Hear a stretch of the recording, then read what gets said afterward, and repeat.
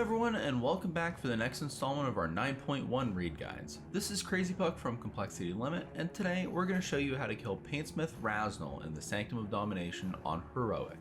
Painsmith Raznal is where this raid really starts to ramp up a bit. This is a two-stage encounter with a main stage and an intermission stage. The intermissions will occur at 70% and 40% health on the boss and last about 50 seconds. After each intermission, the mechanics stay mostly the same, but one effect in particular from the boss will morph a bit and get progressively more dangerous. An important thing to note is the room itself. You'll notice the platform is a grid of small squares. These come into play with several mechanics. Alright, let's jump right into stage 1. There's only a few mechanics for this fight, but all of them are impactful and they're coming in constantly, making the fight pretty intense. The boss will debuff 2 random people with Shadow Steel chains, which is a fairly nasty dot. It'll also put a literal ring of chains around those affected players, and anyone who runs into the ring of chains will be knocked back and take a chunk of damage. The boss will also periodically put flame scale traps on several people, denoted by a targeting arrow, and then shortly after, throw traps at the locations of those people. You can basically choose where the traps go because of this, and we'll get into the benefit of doing that later. When someone runs over a trap, it explodes, deals a chunk of raid-wide damage, and causes you to take 200% increased damage from other trap explosions for 1.5 seconds. However, these traps can also be triggered from the 2 remaining mechanics. The boss periodically casts spiked balls, causing a giant wall of balls to appear covering one edge of the room. These then roll directly across the platform. If you get hit by a ball, you die. Fortunately, these have a health pool, and killing a ball will despawn it and give you a safe spot to run through the wall. If needed, you can also use abilities like Blink and Soul Shape to port through the line of balls. We recommend always killing the middle ball and having your raid leader put a skull on it for DPS to find easily. The 2 people with Shadow Steel chains should wait for the rest of the raid to walk through the gap, then go through last. That way, you won't accidentally knock someone into a ball and kill them. That would be kind of funny though. The boss's last ability is tossing his weapon at the tank. He'll put a target circle on the tank that lasts several seconds, then lob his weapon at that person. This ability happens every 20 seconds whenever you're in stage 1 and really ramps up the intensity of the encounter. This deals heavy damage to the tank and also causes a raid-wide explosion, which deals reduced damage based on distance. Additionally, the weapon hitting the tank triggers spikes to shoot up from the floor in one of 2 formations. During the first stage 1, the spikes appear in a cross shape, with the location of the weapon's landing being the dead center, and the spikes following the grid straight across in that cross shape. In the second stage 1, it'll radiate from wherever the weapon landed, moving along the platform slowly. For the third stage 1, it'll do both. For the second and third stages, you'll have to step over the line of spikes in between times it's shooting up. Both the spikes from the boss's weapon throw and the spiked balls rolling across the platform will trigger any of those traps that are still on the ground that they touch. Another thing to be aware of is that both the initial tank damage and the explosion damage on the raid of the weapon throw ramp up after each intermission, making both pieces even more dangerous the further into the fight you are. Because of all of this, you'll need to be extremely proactive with positioning and the traps. If you aren't, then either the spikes or the balls, or both, can run over several traps in quick succession and just wipe your raid instantly. We recommend having markers in all 4 corners of the room.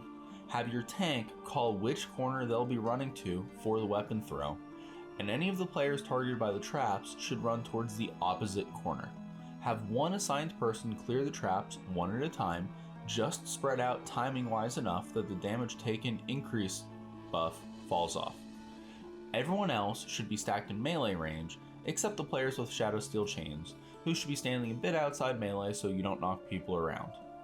As the spikes come at you in the second and third stage 1, your assigned person needs to clear the traps before the spikes reach them, and then safely navigate themselves over the spikes without getting hit. You'll also have several overlaps with spikes, balls, and traps, so this gets pretty damn tight in those circumstances. Dodge the spikes, kill the middle ball, and your assigned player has to take care of the traps for you as quickly and efficiently as possible. Something you should be aware of is that if you push the boss into a stage 2 while there's balls on the platform, 2 of them will just die by themselves, giving you 2 free openings to pass by the line of balls. One last note about Stage 1, particularly the second and third occurrences. The healing requirements for these phases are very steep. You'll want raid cooldowns for as many of the weapon throws as possible, including using Warrior's Rally, Demon Hunter's Shadows, and of course AMZ. Your healers will also want some type of indicator on their raid frames for whoever has the Shadow Steel chains. That dot, paired with the weapon throw explosion, plus traps exploding, is incredibly lethal. It may even be beneficial early on, based on your raid's gear, to add an extra healer to the raid for this encounter. As far as Stage 2 goes, when the boss reaches 70% and then later in the fight 40% health, he'll jump away from the platform for 50 seconds. During this time, lines of spikes will come through the room, always starting from the edge near where the boss is chilling. There's always 1 square wide safe spots in the line of spikes, so your raid has to run all over the place from opening to opening so you don't get hit by any of the spikes. Additionally, there will be little red swirlies coming out very frequently, which deal massive damage if you're hit by them. Lastly, there's a stacking dot applied in this phase that deals ticking damage. These are permanent and it ramps up pretty hard. You'll get 8 stacks of this debuff during the first Stage 2, and then another 5 during the second Stage 2. For this phase, you need to be running through the openings for the spikes, not get hit by the swirlies, and then other than that, you're just waiting for the boss to come back down. For the third Stage 1, after you complete the 40% intermission stage, you'll want to pop Bloodlust immediately. At this point, the ticking damage is substantial, and when paired with everything else, it's incredibly easy for people to die. Blow everything you have, cross over the spike lines, kill the assigned ball, absolutely ensure traps are done correctly. Remember, the tank calls what corner they are going for the weapon, and traps need to be dropped on the opposite corner with your assigned person breaking them in quick succession, but spread out that 1.5 seconds.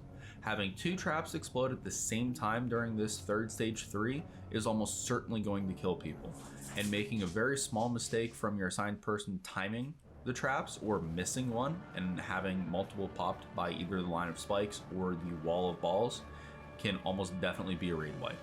Keep pumping, play well, coordinate everything as best as you can, and congrats on defeating the first real boss of this raid. If you enjoyed this guide, remember to like it and make sure you're subscribed to the channel to catch all of our previews, guides, kill videos, and more.